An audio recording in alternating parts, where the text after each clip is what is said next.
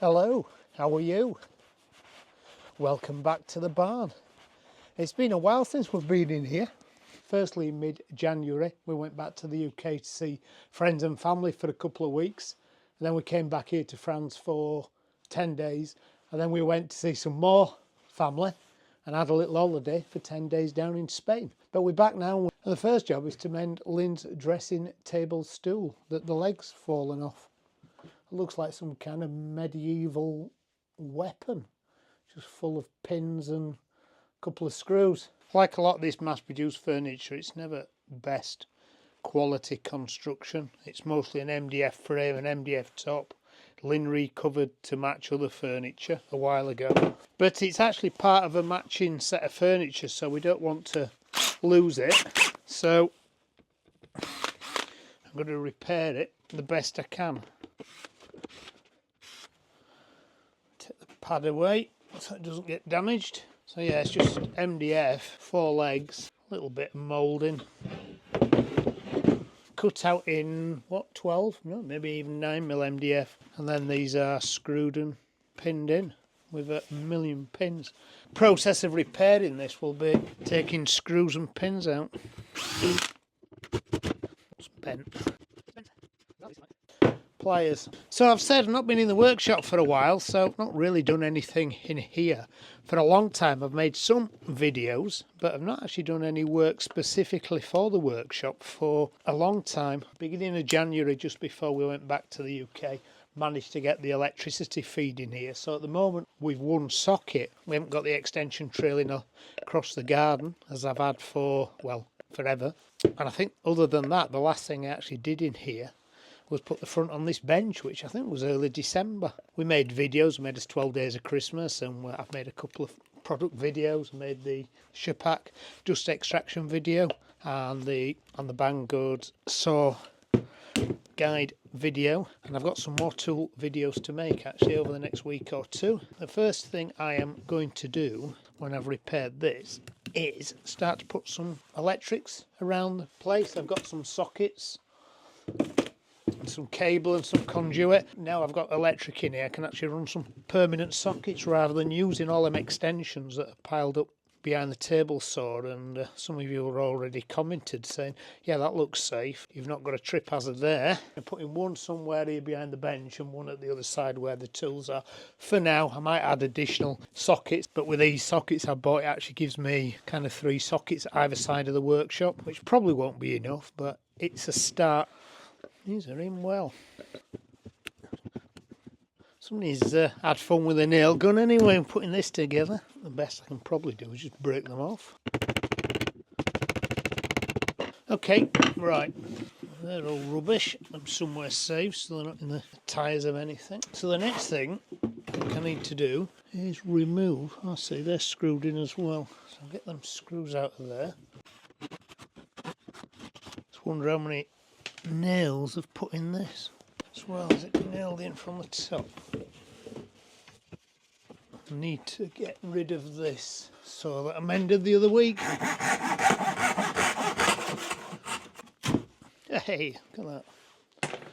Right, actually I've only put 1, 2, 3, 4, 5, 6 nails in there. It does make me wonder, doing jobs like this, is use workshops are. Of course you build these workshops, or I'm in my case partially building it. Although to be fair, is a workshop ever finished? It always seems to be in a flux really. It depends what you do with it, but what do you do in your workshop? I mean, some people's workshops are purely a one-trick pony in some ways. I look at my dad's old workshop, it was pretty much set up primarily just to build windows and doors with mortise and tenon machines, where some people's workshops are very much generic, if you like, for a multitude of uses. A bit like this one really. Never really know what I'm going to do in this workshop like today. If I had my own way I'd be making workbenches, but here I am mending a little stool that I didn't know I was going to mend last night.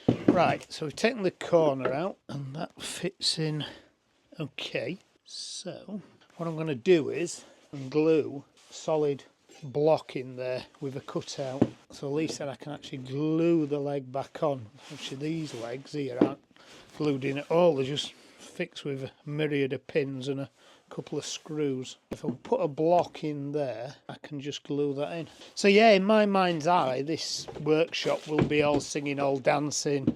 It'll be warm, it'll be dry. We have had a bit of watering under the doors in the last week with all the rain, which only usually happens in the summer storms.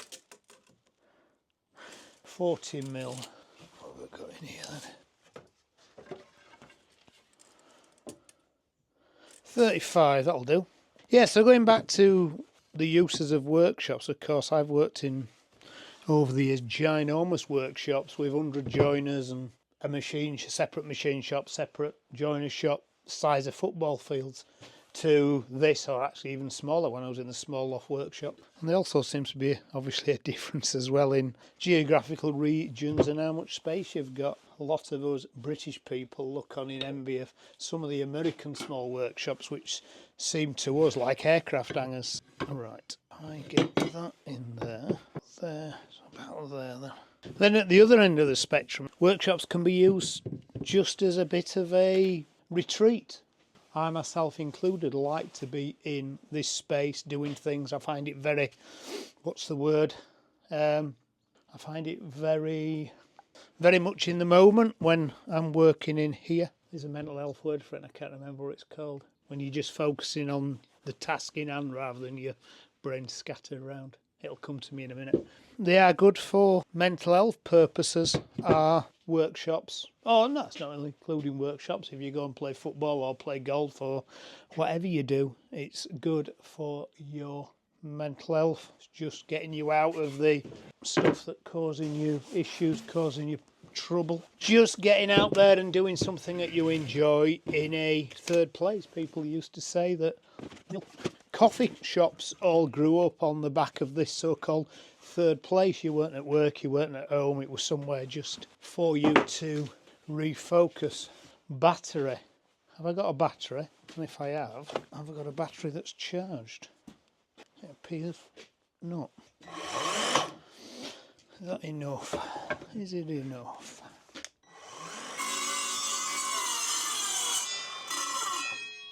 It's not enough. I suppose there's anything with 2 amp batteries there. That's any more. If not, it might be coffee time. Your defenders on really before you tell me off. There's not enough in that either. Right, let's see if this one's got any charge in it. This is my last hope.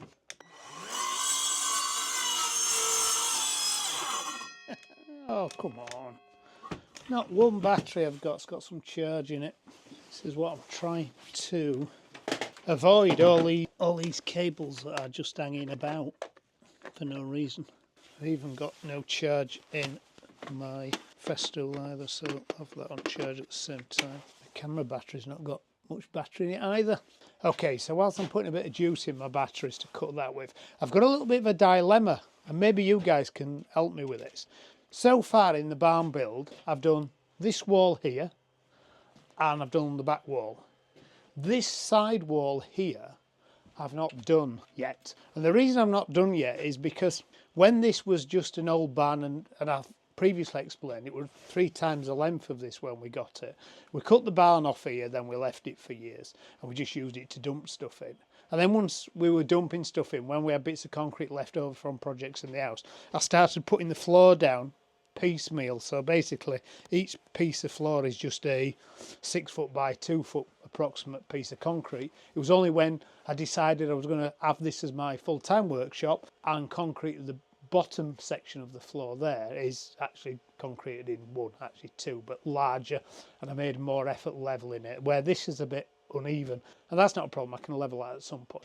But this side wall is actually sat still in the flower bed at the other side of the wall. It's not sat on the concrete. So slowly it's rotting away. I need to do something with the structure of this wall before I can insulate it and board it, and then I can finally put my electrics in. And once I've done that, then I can put my ceiling in. Now my plan is to cut out at the bottom, cut the boards out about 9 or 6 inch up, and basically cast a concrete sleeper wall from the face of where this timber is out into the flower bed about 6 inch wide, and then I can complete the framing, put a sill on the outside and then continue the board. So if I draw this on my little board here, so on my little board here at the moment we've got the concrete slab, we've got the timber that stood in the soil. This is the flower bed. It's the worst flower I've ever seen. We've got the timber that's slowly rotting, we've got the boards on the outside and then the post up here. Cutting the post off there, taking all this out, casting concrete like that, putting a bottom sill back on with a projection sill out over the flower bed, and then reinstating boards that are rotten if I need to. And then I can board the inside and put the insulation in the cavity. That's the plan. If anybody can see a better way of doing that, please shout out, because I'd like to know. Subscribers are now about, as I looked this morning, was 5,793. Thank you very much. And if you watch this channel and not subscribed, then hit the subscribe button because it helps me out a lot. So that's the plan for this side wall. And if I can do that over the next few weeks once the weather changes. Right, let's see if we have enough battery just to make these 2 cuts. Not bothered about anything else.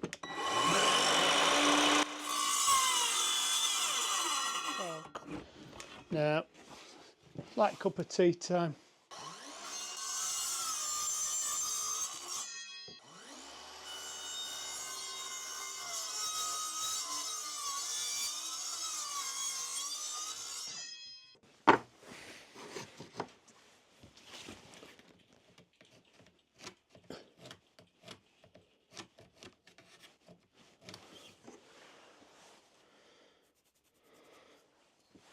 By the word, that word I was looking for earlier is mindfulness.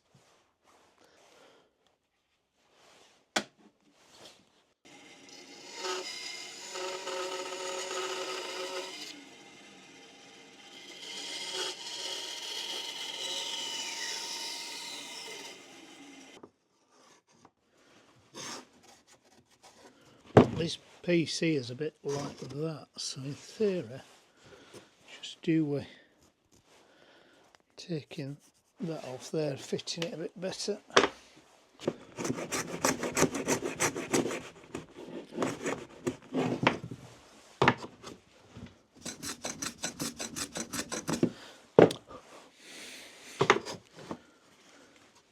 Yeah, I think that'll do.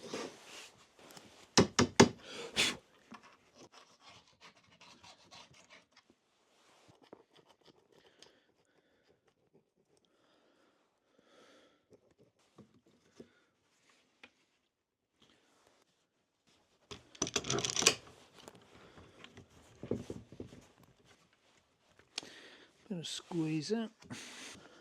Right, leave that to dry for an hour or so. I'll get on with something else. Right, so while that's drying, I'll just have a look at these sockets. So I picked these up a few weeks ago when I went and bought a new bathroom suite, and that's a project that'll be coming up on this channel at some point. Fitting a new bathroom suite. Going to redo entirely the ensuite bathroom with a little bit of a twist, which I'll show you when we get round there. But we will be building a vanity unit for the sink to sit on. We found the sink that we like, but the vanity unit that went with it we didn't like, and we found another vanity unit that we really did like, but it didn't fit the sink that we bought. So I'm going to have to build a unit to look like the one that we like to fit the sink that we bought, if that makes sense. That'll be an upcoming video on this channel. So I'm thinking somewhere maybe here. Bandsaw can plug in there.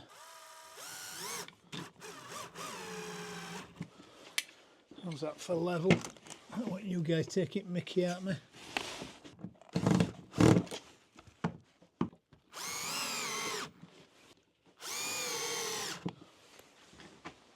Okay. Okay. Oh, got retangled up. Right, so I'm thinking of going up through this, over the ceiling over there, and down there with it. Now, there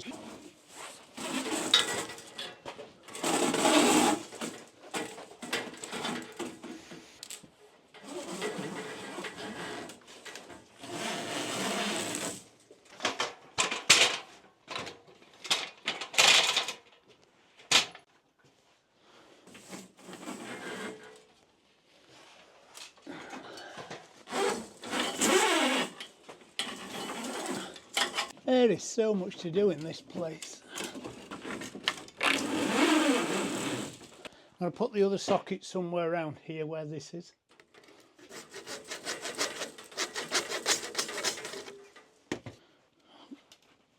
Promise that coffee's en route, so I'll just get these cables bared, poke them in the hole, and they're not swinging around.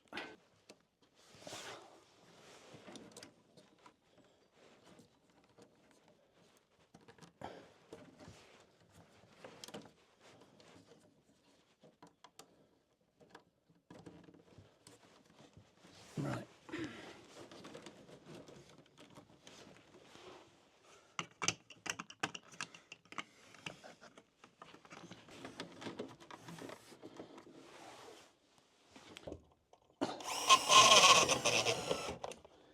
Right.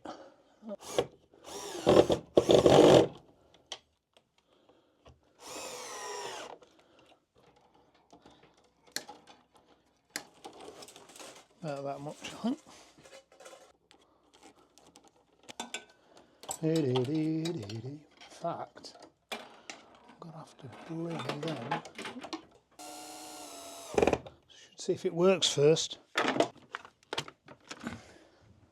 I think I'm going to put this socket outside in the carport eventually. Need a collar on it really.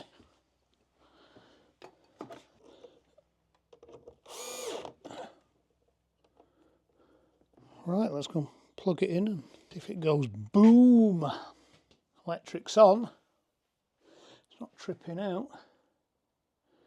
Sockets are on. Not tripping out. My lights are still on a plug, but I should. Hey, we have elastic trickery. On, off, on. I can wire my lights into that now then get rid of this. So I'll pull that out. Put that on. Hey, we have elastic trickery.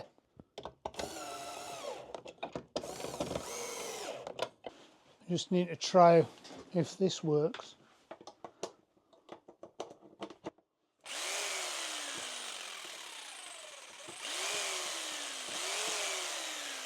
Hey, right. Well, that was a productive morning. I've got electrics both sides of the barn. I've got my chargers up on the wall. And I've got no more extensions trailing around. So that's a great bonus.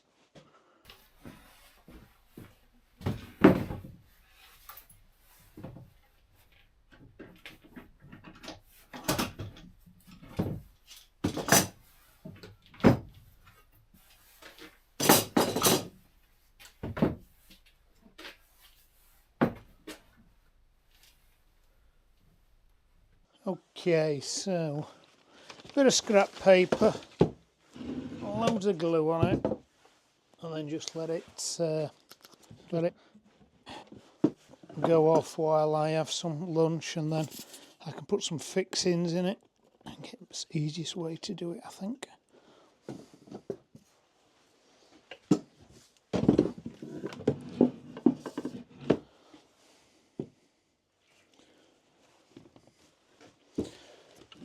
It's got these little knobbly bits on, it makes it hard to clamp up.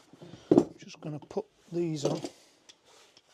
Get some bit of pressure on without damaging it. Be mindful as well that it's only MDF I'm clamping against. So. Hey, it's solid. If that sets while I'm having my lunch, and I'll come back and put some fixings in, which will be better than the fixings that the manufacturer put in. Okay, so let's put some screws in.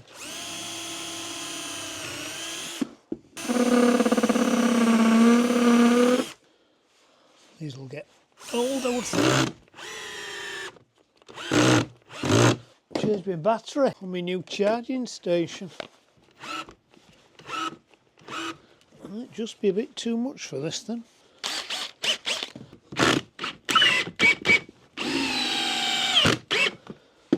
Got it.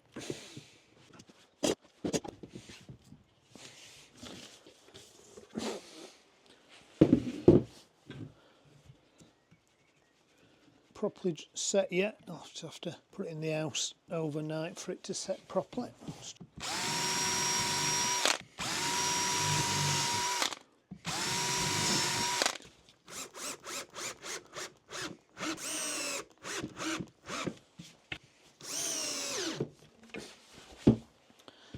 That's got to be far better than what we had. Once the glue's gone off, it will be very good. I think probably just still get another screw in there. Just tempted to go for a longer screw. I've got some 4-inch screws with, which are a tech head on them. Just wonder if I can get one in on this angle here. They'll do it.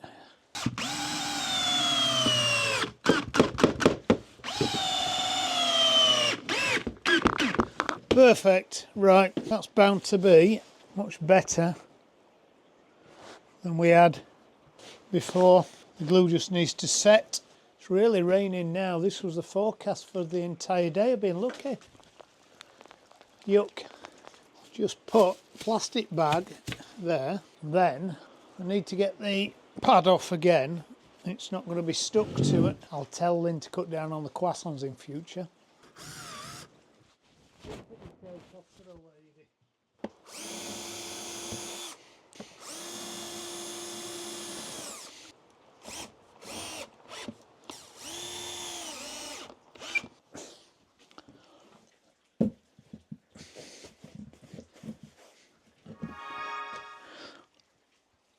And that's it, mended. Excellent. So it's fantastic to be back in the workshop. We enjoyed our time in Spain and it was nice to go and see people in the UK.